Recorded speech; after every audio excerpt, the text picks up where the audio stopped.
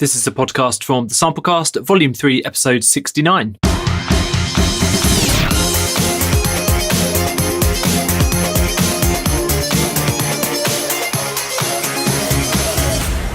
The Samplecast.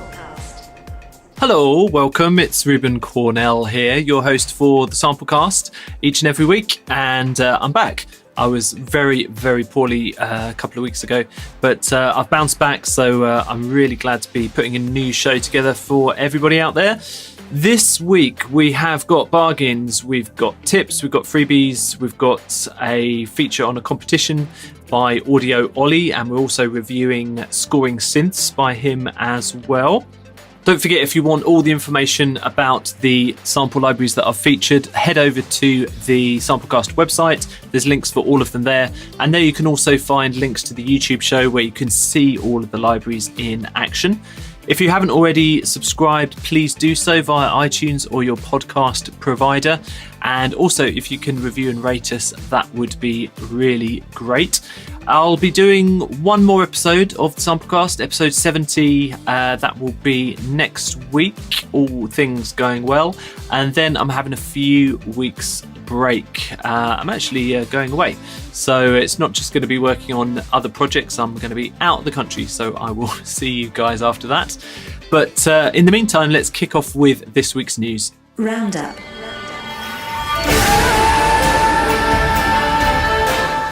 So a few months ago, Red Room Audio released a slew of orchestral libraries under the banner of their Palette series. Now they're turning their attention to acoustic percussion, especially geared up for cinematic and trailer work.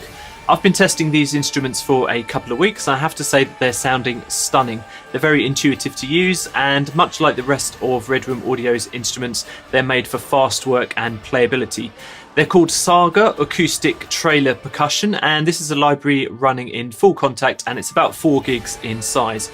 It features 110 different instruments in 2 microphone positions, and the standout features here are the flexible mapping and playable rolls on the mod wheel. I really enjoyed having a little tinkle with those. For a full rundown of all the articulations and more info about SAGA, do have a look at the link in the show notes.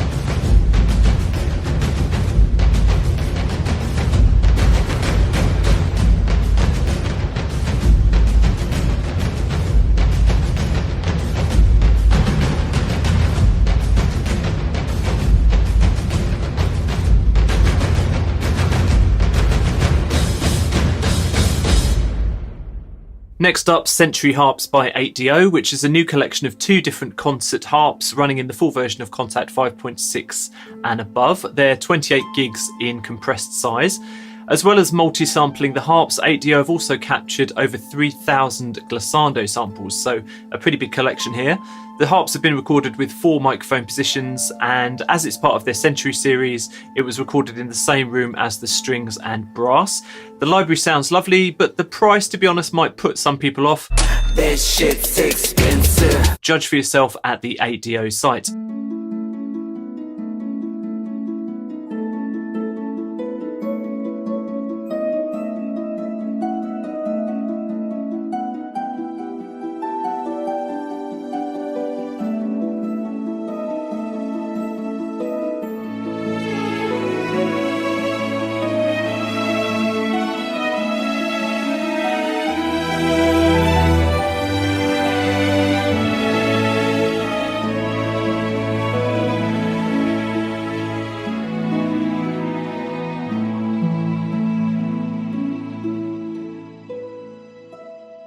Another week, another Dronar library from Gothic Instruments. This one is focused on the sounds of metal and glass, and it runs in the full version of Contact 5.7.3 and above, and it's about 4.5 gigs in compressed size.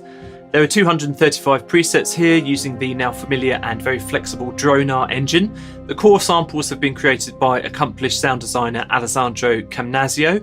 He's got a really good pedigree. I like a lot of his work, so I'm expecting grand things from this collection of drones and soundscapes. There are a few grumbles last time around about the last Dronar library and the CPU usage, which some people did find to be a bit high, so I'll be interested to download this new one and see if they've managed to have a look at that issue. There's more about Dronar metal and glass and discount information for existing customers over at the Time and Space website.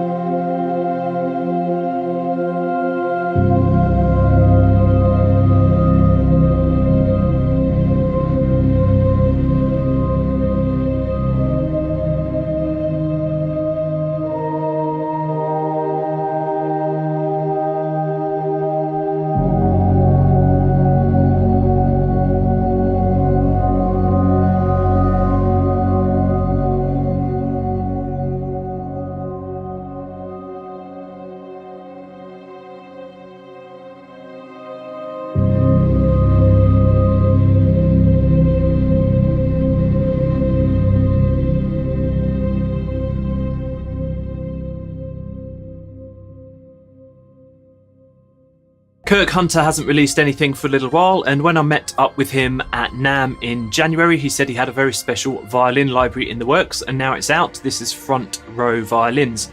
It runs in the full version of Contact 5.7.1 and above, and is a relatively neat 2 gigabytes in size. The unique thing here is that Kirk has sampled violins in 16 different positions in the room, so that you can build an ensemble of any number from solo to the full 16 instruments. So it's worth knowing that this isn't a simulated ensemble, each violin has been recorded separately. There are loads of articulations here, a neat staccato transformer function, and some clever legato and divisi scripting that keeps the number of violins playing to a realistic number when you jump into harmonies and divisis. I did help to put the walkthrough together for this, and I really enjoyed playing with the library. One thing I would say is don't be put off by the rather old-fashioned looking interface, as the sound is fresh and lively. It's definitely worth a look at the Kirk Hunter site.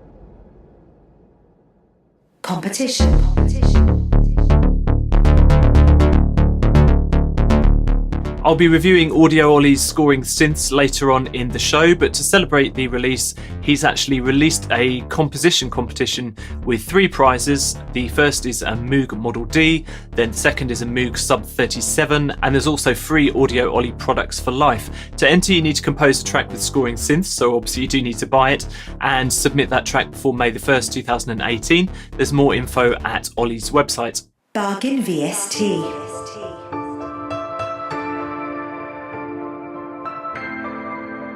Now on to this week's bargains, and the first one is an excellent piano bundle which has been on offer before, but I don't think it's been on offer at such a good rate. This is 70% off discount, and the bundle contains 2 piano libraries for Contact from Audio Imperia.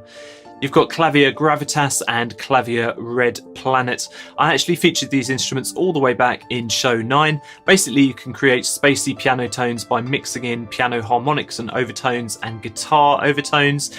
It's a little bit difficult to explain, so you're better off checking the VST Buzz site out at the link in the show notes. And you can grab this bundle there for 70% off. It's now just €79.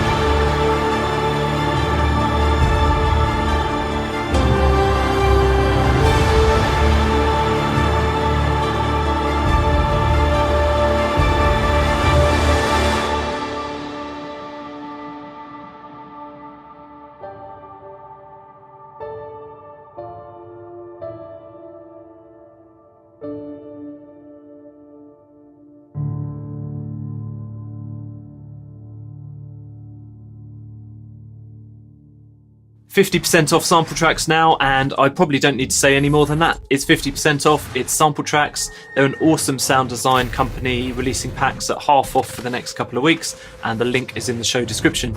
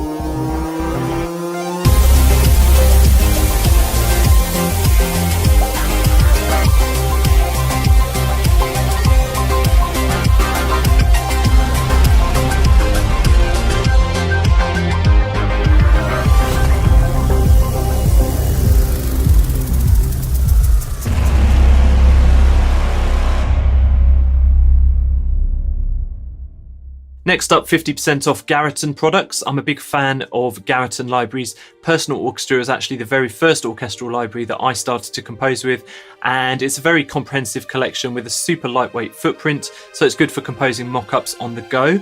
There's currently a 50% off discount being offered across all Garriton products, so definitely worth having a look. Do check the link in the show notes.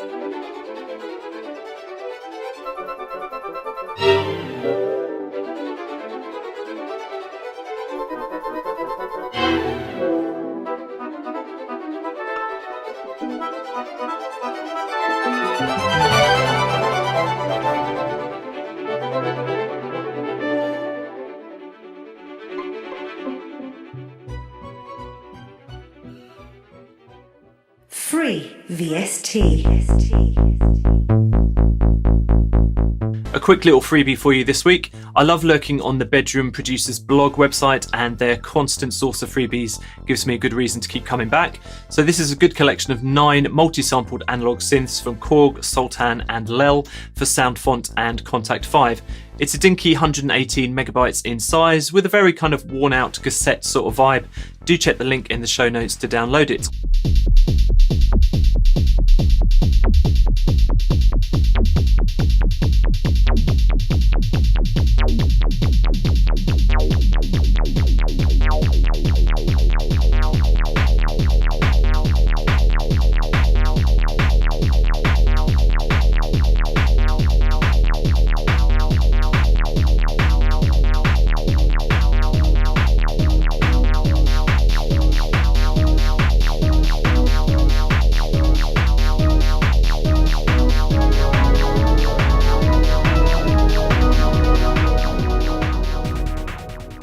The Big Review.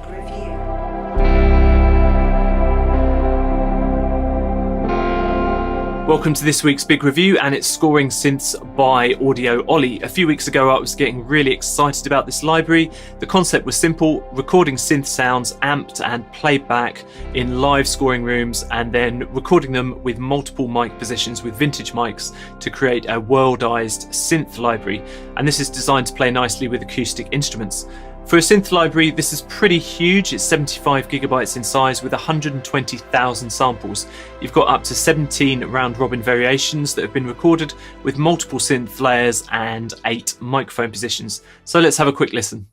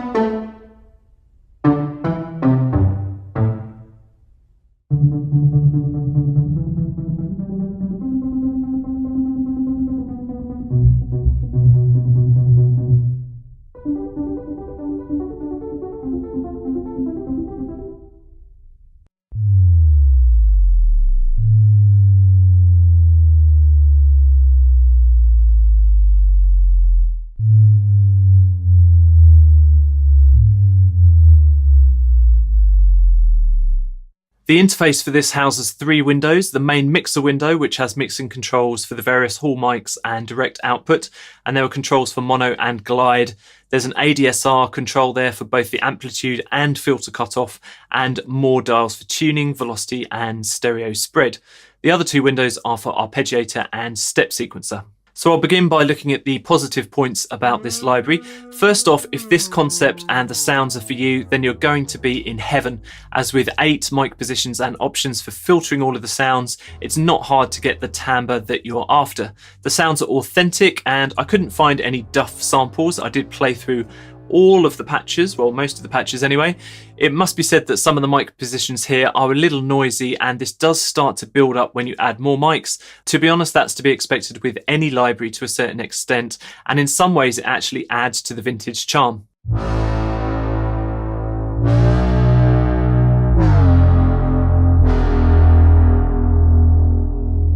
The most useful patches I found here were the sub bass, bass, pads and synth swells. It's refreshing to hear those kind of sounds in a live context, and an unusual type of sound that was very pleasing to me. Less successful, I think, are the synthesized percussion patches. To be honest, I just can't think of any reason that I'd use most of those percussion sounds.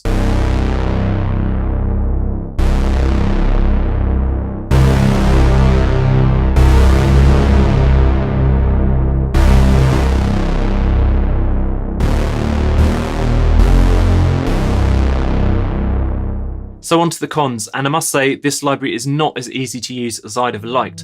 First off, I think the interface gets a bit lost in its minimalist concept, with absolutely tiny controls for mic panning, tuning and spread. It's the same story for the polystep matrix, with really dinky little controls for adjusting the transposing of notes. I also did have a problem with the mapping. The synth control layers are so far down the keyboard that even using my 88 key controller, I had to jump up and down with the octave buttons. Maybe there should be an option for adjusting where those key switches sit. Despite the name, there aren't really many options for synthesizing the existing sounds, apart from messing with the microphone positions and using the dual ADSR controls to mess with the sounds. So to me, this library is quite far from being any kind of synthesizer. If you're interested in this library, I would urge you to go over and have a look at the walkthrough videos on the Audio Ollie website, because there's an awful lot there, and Ollie has gone to great pains to explain exactly how the library works and play through a lot of the sounds. In conclusion, I think this is a big and bold library from Ollie, and I'm sure it will have its fans. However, for me, I think that despite the interesting concept of recording synths in a physical space, this actually creates more problems than it solves. It's telling that some of the interface controls are there to roll off the noise floor and fix the phase problems. I also think that the huge number of mic positions and relatively few presets will hinder the breadth of use for this library. Personally, I'd have liked to have seen fewer positions and more sounds. For me, the value of any sample library is about whether I'll personally use it. Now, I can see myself reaching for this and firing it up occasionally for some organic sounding retro synth for very specific projects, but in all honesty, and I'm really sorry to say this, that I'll just as likely go for Omnisphere and treat the sounds with some sort of external effects. You can see what I'm talking about and check out Scoring Synths at the Audio Ollie website. Tips and tricks. This week I've got a tip for quickly making audio loops for games and such like. I do see this question pop up on Facebook now and again, so I thought I'd have a crack at it. Here we go. So to show you this technique, I'm going to use a short percussion clip that I actually wrote for the SAGA Acoustic Trailer Percussion library that I featured earlier on in the show, and it sounds like this.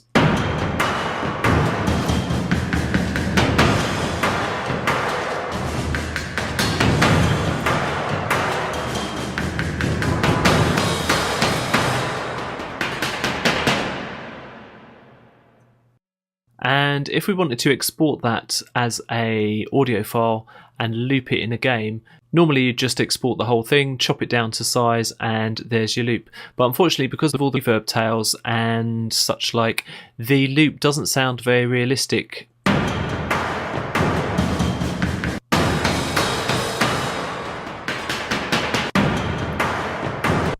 You can hear that gap. So we can rectify that by actually recording and bouncing the loop twice. So we'll copy and paste the original MIDI information of the loop, and then we'll bounce the entire thing And do make sure the snapping in your DAW is set to beats or bars to make sure of clean edits. And we're going to use the second part of the loop. So the first part plays through and it's already looped around, and you get the reverb tails into the second part. And that loop should sound a lot more smooth.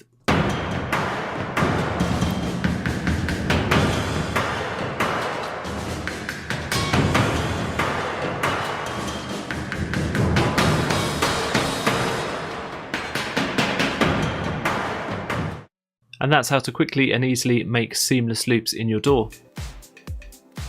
Thanks so much for downloading and checking out the Samplecast.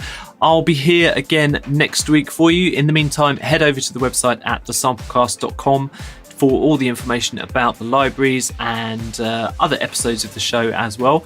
You can reach out to me personally at The Samplecast on Twitter. You can also grab us on Instagram, just search for The Samplecast, all one word, or you can email thesamplecast@gmail.com and that will wend its way straight to my inbox. Thank you very much. Again, it's really appreciated if you can review and rate the show on your chosen podcast provider or over on iTunes. That'd be great. And I will see you again next week. Bye-bye now.